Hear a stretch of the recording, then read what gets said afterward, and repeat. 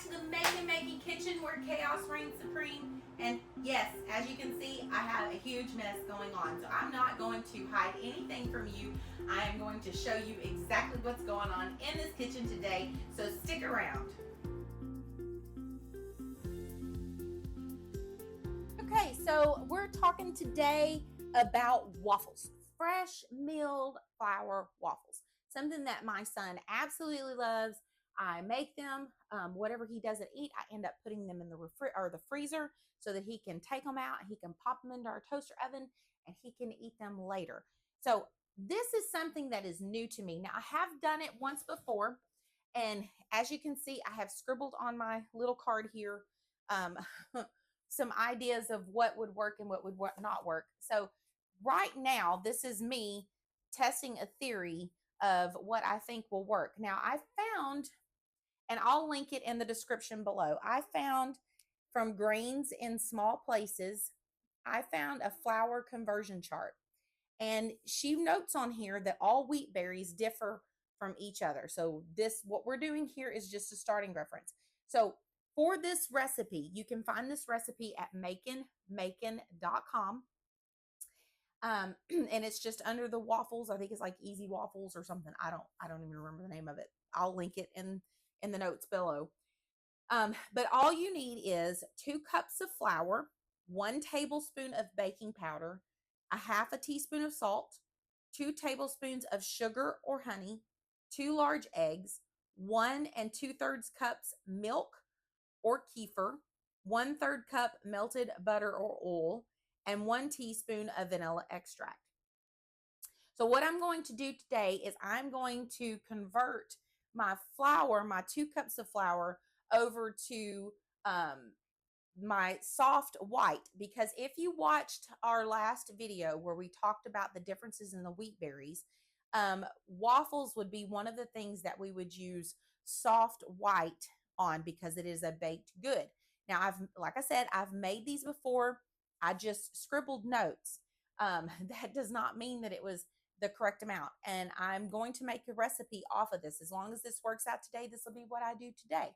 But I always make double when I do this. So I'll try, when I'm talking, I will try to let you know the single amounts of everything that we're using so that way it doesn't confuse you. But I do double because of the fact that my son likes to be able to grab and go and get them out of the freezer and pop them into the toaster oven so he can warm them up. My kitchen is a wreck. I know you see that. I finished recording the other video and then I came over and I thought I'll just go ahead and do this because I'm trying to bulk stuff into the freezer and get it ready. My daughter's got her stuff going, but I'm just trying to get everything done and I've still got to wash a few things. But before I finish cleaning up all of my mess, I decided to go ahead and record this.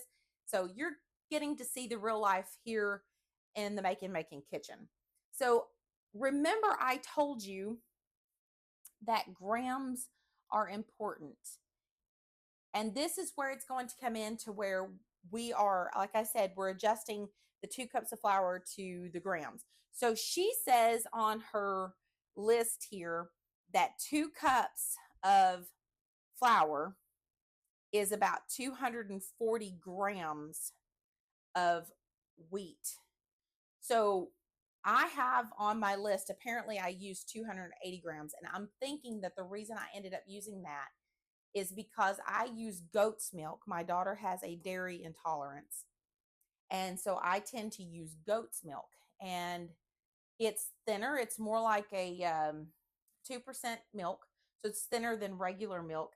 And so I have to adjust my liquid based on that. But today I'm using cow's milk because that's what they had at the farm when I stopped to grab. I went to get goat's milk and they were out. So I'm going to use the cow's milk that I have, and it should be the same and I shouldn't have any problems. But this is great. You're following along with me and we're going to find out our mistakes, what we did right, what we did wrong, what we can correct. And then we'll put this recipe out there on the blog at making.com so that you can go there and you can grab the recipe once it's finalized for fresh milled flour. But if you just want to make these waffles the regular way, then feel free to go to the blog and get the recipe from the blog because it's there. It's my son. It's his favorite. And on there, you'll see the option for kefir. We love kefir because it's good for the gut health. And when I wrote the recipe, we use kefir quite a bit. So you'll see that note on there as well. You can, as it says, use sugar or use honey. I prefer to use honey. And since then, I have started adding cinnamon into our waffles, and he loves them. Now, you have to understand, for my family, we keep maple syrup, but they literally will just take a waffle, warm it up in the toaster oven, and they will spread butter on it, eat it straight up. They don't put syrup on it or anything like that. They just like it that way. And then, add eggs and bacon or whatever to go along with it, or fruit, whatever they want. But that's how they eat their waffles. So without further ado, let's get this started. Makeshift chicken biscuit. Okay, so for a single recipe for this, we're going to use 240 grams of soft white.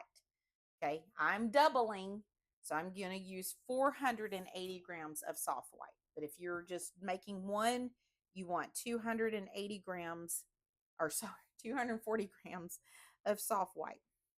And like I said, we'll create this recipe and we'll put it on the blog, and we'll also we can put it in the notes below. That way you guys will have it and you don't have to worry.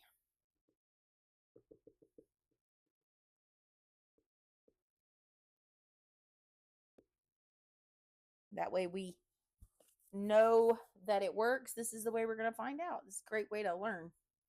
Okay. Now, let me explain something here. I don't always do this, but sometimes I do.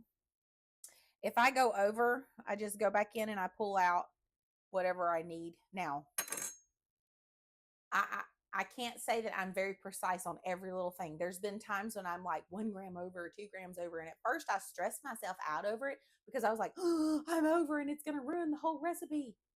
Don't stress yourself out over it. It's not worth it. If the recipe fails, I posted something on here not too long ago, the little short meme about my bread. I literally thought I had this Freshmilledflour bread down. I was so excited. And then I did something different because I let it rise overnight. I thought, oh, I can let it rise overnight. It should work because it was late at night and I just needed it for the next morning. I got up the next morning and I could tell it had overproofed. Well, I just went with it. I was like, just bake the bread and eat the bread. I mean, moral of the story, just eat it. So what's the worst that can happen? Let's just learn together and make it work. So now let's move on. We're going to go ahead and I'm going to go ahead and add my dry ingredients. So the baking powder, the 1 tablespoon of baking powder, the 1/2 teaspoon of salt. I'm going to get those in here. If you were going to use sugar, then you'd want to go ahead and add your sugar, the 2 tablespoons of sugar. But I'm going to use honey. That's my preference. That's something that we like to use.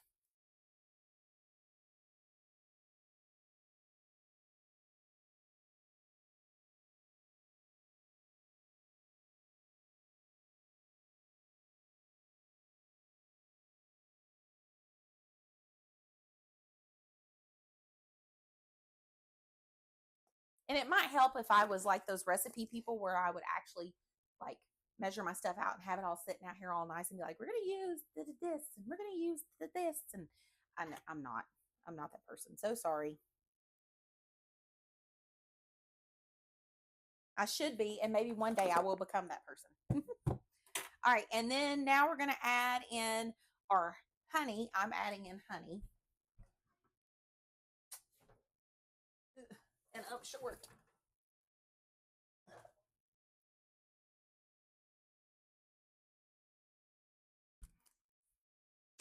So let me sift or mix this together. I can move my scale now. I don't need it anymore. Okay. Just going to give this a good mix, the dry ingredients. And then we're going to add in our honey.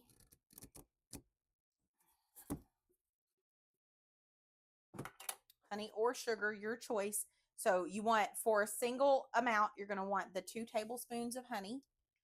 And remember, we're doing double, so.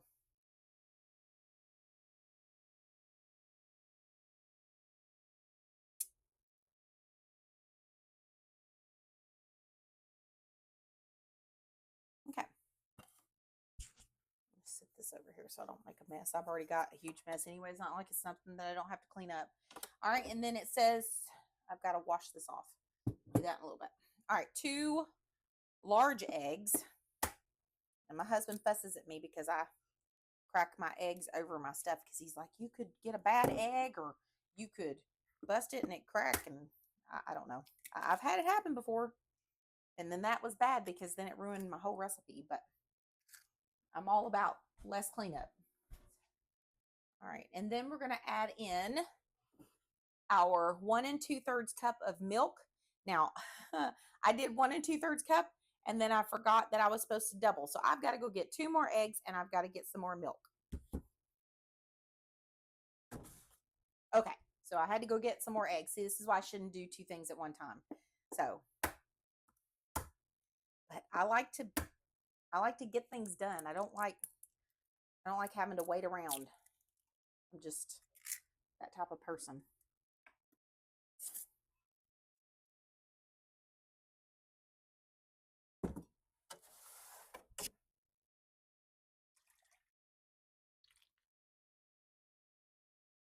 So that's our 1 2/3 cup of milk. We're going to give this a whisk here. We're not done. We haven't added all of our ingredients, but I like to go ahead and get this mixed up so that the eggs are already stirred up in here. And then I'm going to let this sit before I add my butter in. I'm going to let this sit, and I'm going to let this flour, this fresh milled flour, soak up some of this water, or liquid, I should say, before we put it, because it's going to it'll thicken up on you. You got to watch, because that's the thing with fresh milled flour that I have learned, is that you think you've got enough liquid, and then once it sits, it thickens up. And that's what we're going to talk about when we do the sourdough. When we do our sourdough video, is we'll talk about my learning technique on that one too, because I was thinking, okay, it's very similar to regular sourdough. It should just basically do the same thing, you know, thick pancake batter, whatever. But when I did it that way, and then it was like gloop. I don't even glop, gloop, whatever. it just plopped out, and I was like, something's not right. So I learned that it has to be really runny. Like, you got to get it to a certain runny portion, and then it starts soaking up that water. And then when it does that, then when you get it starts its rise, then it pours like sourdough should technically pour. So we're just going to let this sit for about, I don't know, let's say 5 minutes. We're going to set a timer for 5 minutes, and we'll come back, and then we're going to add our butter and vanilla extract, and I'm going to add cinnamon. Okay, so we've let this sit for 10 minutes, or 5 minutes, I should say, and it's nice and bubbly, but it's very runny. So I'm wondering, but it feels thicker as I'm stirring. So I'm going to go ahead and add the other, and I'm just debating in my head. Just give me a second. I'm working this through in my head. Go ahead and add in my butter. And I wanted to wait to add my butter in to let it cool a little bit, because I had those eggs in there, so I didn't want it to mess with my eggs. Sit that in there. Get our vanilla. I think I just messed up because I think I put up my teaspoon. I did.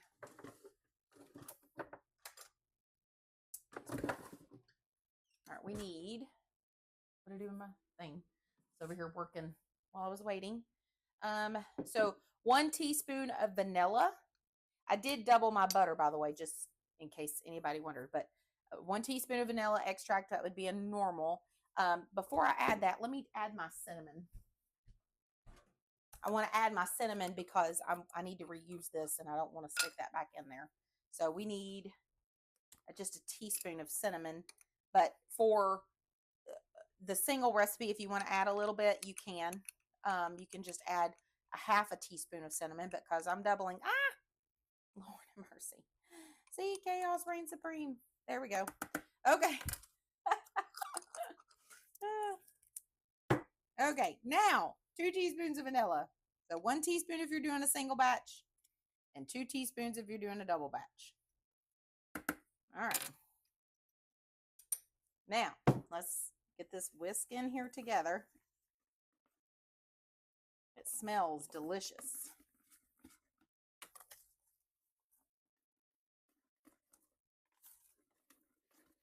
Okay.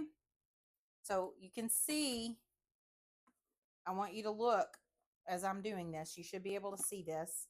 You can see it's still a little thin in my opinion. Let me get a spoon. Maybe that'll help. Make a mess.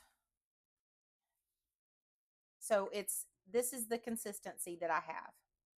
I don't think that's bad. I think that's actually really good. I don't know that I would add any more flour, but here's what we're going to do. We're going to heat this thing up. This waffle maker that is as old as the hills. It's older than both of my children. And anyways, I'm going to heat this up, let it heat, and I'm going to let this sit. It's probably going to thicken just a little bit more, and then we're going to test it out, and we're going to see what it's like, and we'll go from there.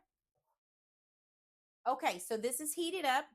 We're going to give it a little bit of a spray. Let's give it some spray here so nothing sticks. And then we're going to, it's about the same consistency. It's a little bit, just making sure y'all can see that. Now, I'm just going to load it up in here. I tend to make a royal mess whenever I make waffles. And I think this is why I prefer to double, because I do make a royal mess.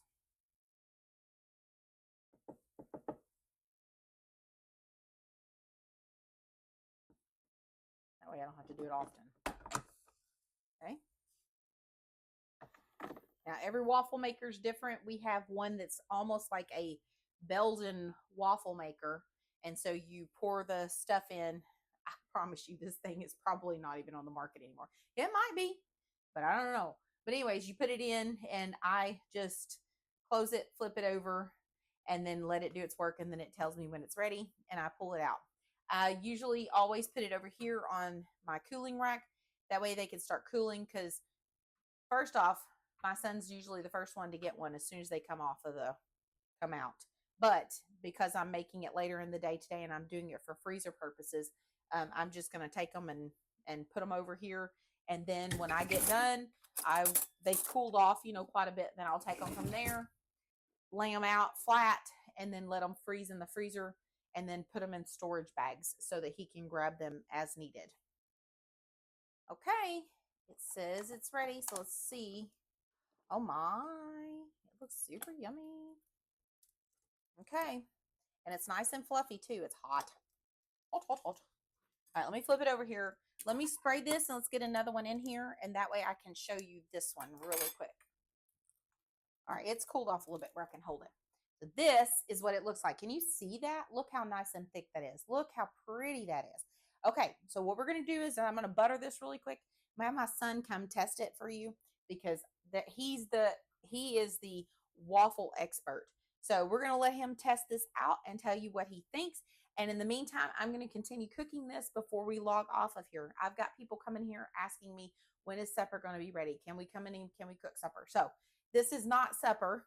For someone, it might be supper, but this is not supper. So give me a minute. Let me get my little boy coming in here and let him try it. Put your butter on there. It just came out. There we go.